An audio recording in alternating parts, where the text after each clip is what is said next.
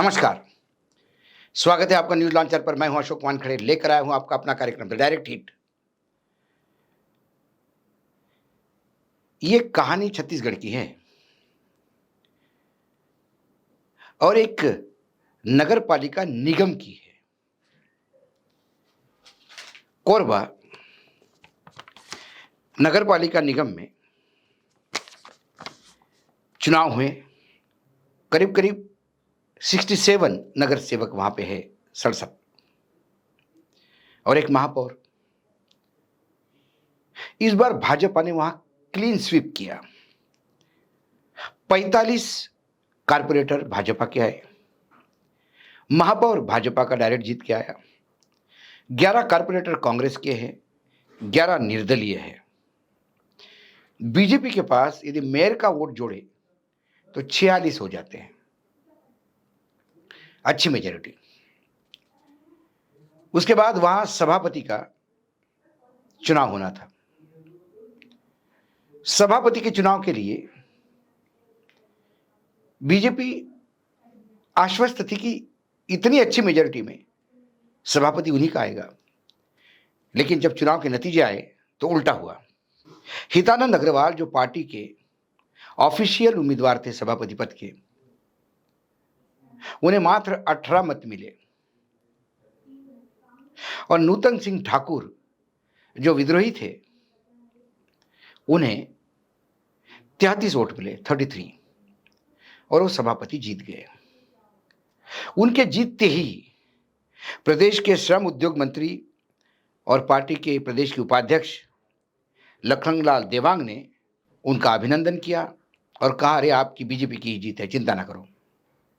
Bharatiya Janata party के राष्ट्रीय राज्य की इकाई ने उन्हें तुरंत 6 साल के लिए निष्कासित किया, नूतन सिंह ठाकुर को, और जो मंत्री थे देवांग साहब, उनको कारण बताओ नोटिस दिया। अब विश्लेषण यहां से शुरू होता है। यहां पर संगठन ने तय कर लिया था कि हितानंद अग्रवाल सभापति लड़ेंगे, लेकिन शायद मंत्री महोदय को, जो वहां के एमएलए भी है, ये पसंद नहीं थे, क्योंकि कारपोरेटर के टिकट देने में उनका हाथ था, जिला अध्यक्ष का हाथ था, तो कारपोरेटर भी उन्हीं के थे। तो जिस दिन सभापति का नाम तय करना था, यानी हितानंद अग्रवाल ऊपर से नाम आया था, लेकिन वो पार्टी की मीटिंग में उनको बिठाए रखे और फॉर्म भरने के लिए जो अंतिम दिन था, जब 20 मिनट बचे तब उनका नाम घोषित किया। वो भागते हुए गए बेचारे, साथ में ये जो 2 लोग लगते हैं प्रपोज करने के लिए, वो भी उन्होंने अपने व्यक्तिगत रिलेशन पे जुगाड़ किए, क्योंकि किसी को लेके नहीं गया, ना पार्टी ने उनका फॉर्म भरा। दूसरी तरफ नूतन सिंह ठाकुर को यह पता था कि पार्टी उनको टिकट नहीं दे रहे, उन्होंने 2 निर्दलियों को लेके अपना फॉर्म पहले ही भर दिया था। वो इतने आश्वस्त थे कि उन्हें मालूम था जीत उन्हीं की होगी। पार्टी में घमासान ये है कि ये हुआ तो हुआ कैसा, ठाकुर को 33 वोट मिले कैसे, और इसके लिए कहीं ना कहीं संगठन के खिलाफ अपनी मर्जी चलाते हुए वहां पे देवांग साहब दिखे। ये छत्तीसगढ़ का उदाहरण मैं इसलिए दे रहा हूं आपको, इस छत्तीसगढ़ में और क्या होगा आगे ये भी बताऊं, लेकिन एक तरफ नरेंद्र मोदी और अमित शाह ये जोड़ी लगातार अलग अलग प्रदेशों में चुनाव जीतकर भाजपा का झंडा लहराने का काम कर रहे हैं, एक एक राज्य भाजपा के अधीन लाने का प्रयास कर रहे हैं। हरियाणा जैसा डिफिकल्ट चुनाव भी उन्होंने जीता, कैसा जीता इसमें हम नहीं जानते। महाराष्ट्र का भी चुनाव, जहां हारा हुआ चुनाव फिर जीता, कैसा जीता हम नहीं जानते। छत्तीसगढ़, मध्य प्रदेश, राजस्थान में कैसे जीते ये भी बात करने की स्थिति नहीं है, बहुत इस पे बातें हो चुकी है। अब फोकस बिहार पे है, बंगाल पे है, लेकिन ये सब करते हुए कहीं ना कहीं संगठन पे पकड़ ढीली हो रही है। ये जो रबर स्टैंप ऊपर से डाले जा रहे हैं, जितने मंत्री हो, यदि आप 3 मुख्यमंत्री छोड़ दें महाराष्ट्र के देवेंद्र फडणवीस, क्योंकि वो सरकार गठबंधन की है, वो मजबूरी है। संघ की बड़ी दखल है। उत्तर प्रदेश योगी आदित्यनाथ, ये मजबूरी है। और नॉर्थ ईस्ट का ठेका हेमंत विश्व शर्मा को दिया है, इसलिए वो वहां पे है। बाकी जितने भाजपा शासित राज्य है, गुजरात हो, चाहे छत्तीसगढ़ हो, मध्य प्रदेश हो, राजस्थान हो, हरियाणा हो, उत्तराखंड हो, ओडिशा हो, हर जगह आपको रबर स्टैंप मिलेंगे। तो जब ऊपर से रबर स्टैंप लादे जाते हैं पार्टी पे, तो फिर पार्टी में जो काम करने वाले लोग हैं या पार्टी पे जिन लोगों को नया नया मंत्री पद मिलता है, फिर वो अपने सोच से चलने लगते हैं, क्योंकि अब संगठन की परवाह किसी को नहीं रही है। यही हाल कोरबा में हुआ। कोरबा एक मात्र छोटा उदाहरण है। चावल कितना पका ये देखने के लिए हर चावल के दाने को टेस्ट नहीं किया जाता। महिला सिर्फ एक चावल का दाना देख के बताती है कि चावल पका या कि नहीं पका। ये कोरबा की बात बताती है कि संगठन में विद्रोह कैसा होता है। ये जो हितानंद अग्रवाल है, इसके खिलाफ इतना विद्रोह था, या ये विद्रोह करवाया गया देवांग द्वारा, क्योंकि उसके बाद एक कमिटी 5 सदस्यीय कमिटी भेजी गई ये देखने के लिए कि यहां हुआ क्यों। वहां गौरीशंकर अग्रवाल, श्रीनिवास राव मद्दी और बड़े सीनियर लोग, महतो, ये सारे लोग जब गए और जब कारपोरेटर से बात की, तो वहां एक मतलब फ्री फॉर ऑल था, हंगामा ही हंगामा। गौरीशंकर अग्रवाल वो है जिन्होंने मध्य प्रदेश और छत्तीसगढ़ में बीजेपी के नींव रखी है, स्पीकर रह चुके हैं, कोषाध्यक्ष रह चुके हैं पार्टी के। उन्होंने कहा कि मैं 1 to 1 बात करना चाहूंगा कारपोरेटर को, क्या प्रॉब्लम है।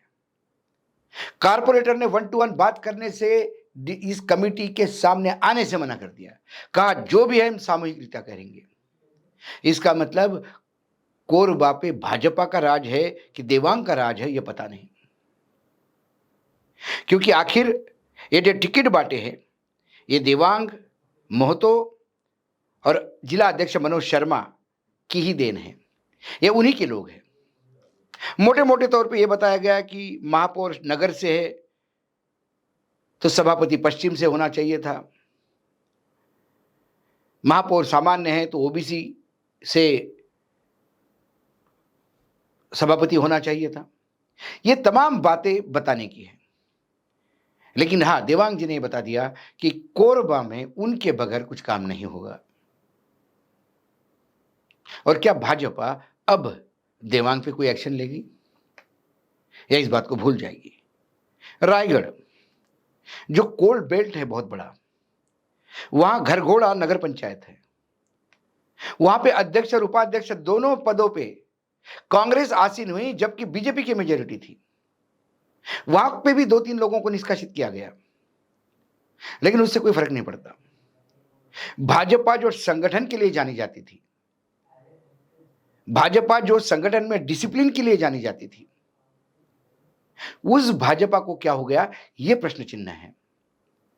यदि भाजपा के संगठन के साथ ऐसी ही खिलवाड़ होती रही, तो फिर क्या अमित शाह और नरेंद्र मोदी सिर्फ आगे बढ़ते रहेंगे और पीछे उनकी स्थिति क्या होगी, किसी को पता नहीं।